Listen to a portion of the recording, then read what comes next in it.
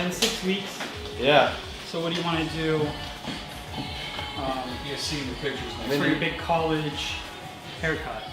Is that what it's gonna be called? I don't know. Back to school. I don't know what we're gonna call it. Yeah. I mean, if we can go with the usual, but if you wanted, if you had something else in mind, like No, that's cool. I mean, just always shorter on the sides. Yeah. Not too long on the top. You want to do the Yeah. part? Yeah. Okay. Fade in the back, clean around the ears, just clean cut.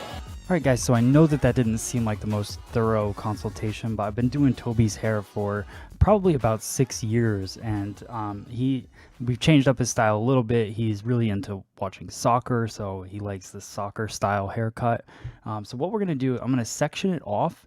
Toby's got very coarse, thick hair, so he wants it nice and tight on the sides, disconnected on the top.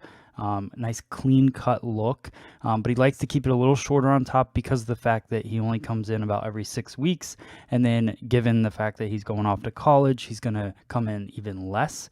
So we want to take it nice and short on the top. So we're going to start off, I part the hair where he's going to wear his part. Then I go in with my 2 guard. This is a plastic clipper guard on the Andis Master Series clipper, and I start off there. I want to feel out how he likes the length. So what I'll do is I'll cut the temple area, and then I'll ask him, does that length look good as a starting point? And then we go through and we just start cutting it that way. This is also a fully closed clipper, so that means that it's the shortest possible. You can see that lever on the side of the clipper that adjusts the length, so you can have a 2 closed or a 2 open, as they call it, and the 2 closed is the shortest it can be. So right before it drops down to a 1 guard. So we're just going through, I'm following that round of it of his head and working my way through into the back. I like to have that diagonal back feel. I've talked about this in many videos if you guys have been following along and watching, but I really like following the head shape back down to the lower crown area into the occipital bone. It's usually the path that I take, and then I decide after that, do I want to take it a little higher than that, or so on and so forth. I don't do this necessarily like everyone else. That's not my goal. I go through and I do it the most efficient way for me. What I realized going through Toby's hair, it's so thick and so coarse, and it was so long since he had been in. It had been about 6 weeks. So I needed to switch to my Andis Supra ZR, which is a more powerful motor clipper that we've talked about in the past as well. I've done a review on this clipper. It's super powerful. It's motor driven, so it'll get through hair a lot easier. Now, what you'll notice is I went from using a 2 guard plastic guard to a 3 3/4 blade.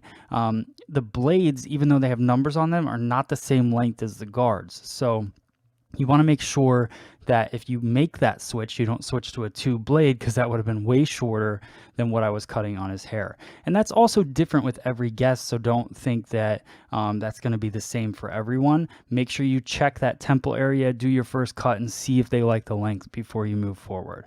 Now I'm going to work my way up with the clipper and kind of take away that ridge on the one side. On the right side, that's his heavy side. That's where the hair is going to go over to. So I want to have a little bit of a disconnect there, and I don't want to build up too much weight underneath the hair, because then it will look too thick and bulky on the one side. Also, look at how my hand kind of works up the head. It works up and out, not following the round of the head for this haircut. Now I switch to my 1 guard. This is the plastic guards on the Andis Master Series. And what I did was I opened up the blade. So you saw that with the lever. And then I go down 1 notch. So that pretty much matches up nicely with the 3 3/4. It might have a little bit of a line. You can see where it's not quite blended in. So then what I'll do is I'll make that adjustment, which I just did there, which will help me blend that line in. That's the great thing about the Master Series, and why you can't just have 1 tool to work with. I love using the Master Series. I love the Supra ZR. I also love using my scissor over comb techniques, trimmer over comb. We're going to use all of those techniques in this video, because not one technique or 1 tool is going to make that blend for you. Toby's got really nice hair. It's pretty easy to blend it, but I just work my way around and get my arm in the way. That's nice. And then I just work through it. You can see that weight line right there. So I'll make that adjustment on the clipper arm, and that will help me fade in his hair. You can see how it starts to disappear there.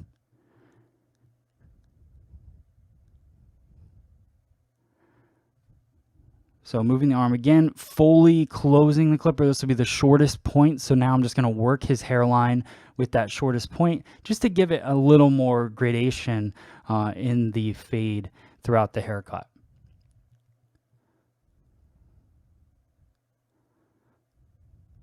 Same thing, as I'm working, I'm just messing with that arm on the clipper because that gives me those different lengths and helps me fade it in different areas. The head is not flat, and that's the challenge that people have when they go into to blend and fade hair, is that there's little divots in the head sometimes, and then that's why you get those deep, shadowy spots within the haircut. Now I'm just going to go around the hairline with my trimmer. I'm not altering the hairline. That's not my goal. In some haircuts, some people do. But for Toby, I just want to keep it nice and natural. So I just work my way around and clean him up around his hairline.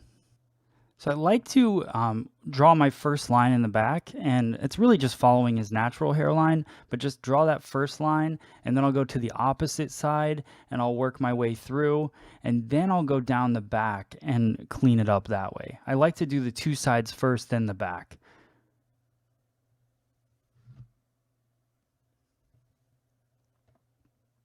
Little trimmer over comb, that always cleans it up nice, tightens it to the scalp, so it gives you more of a natural feel to the hairline as well.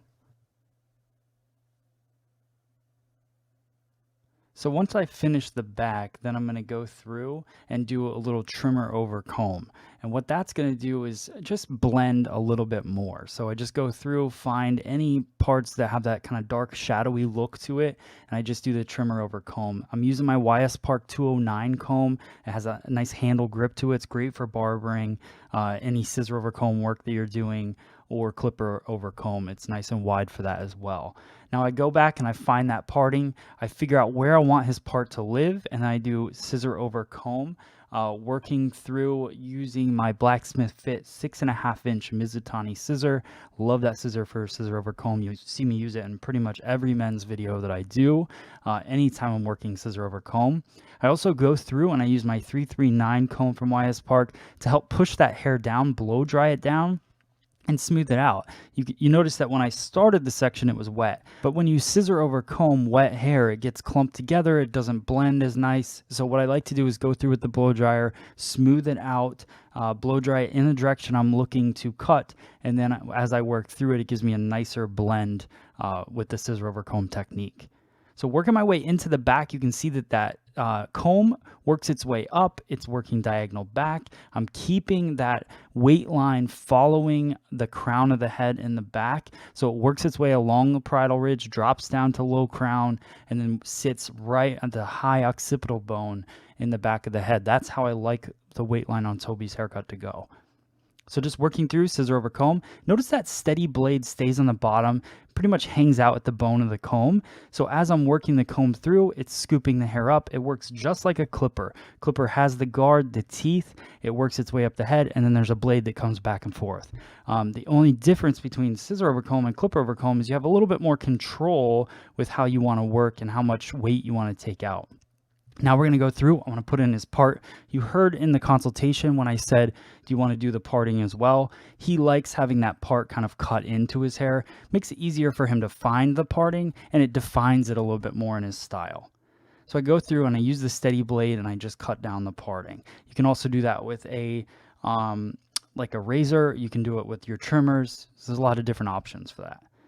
So what you notice here is I took out the corner of this part of the haircut and I cut it nice and short. It's more creating a disconnect. You're going to see why in 1 second. So I go through, I clean it up, scissor over comb, and then you can see how that hair just kind of falls over disconnected. I love that. I think it makes this style what it is. And then I go through from that point back and I blend it. So I still want the side to be blended. I don't want it completely disconnected. I think a lot of people do that. They disconnect the entire top and flop it over.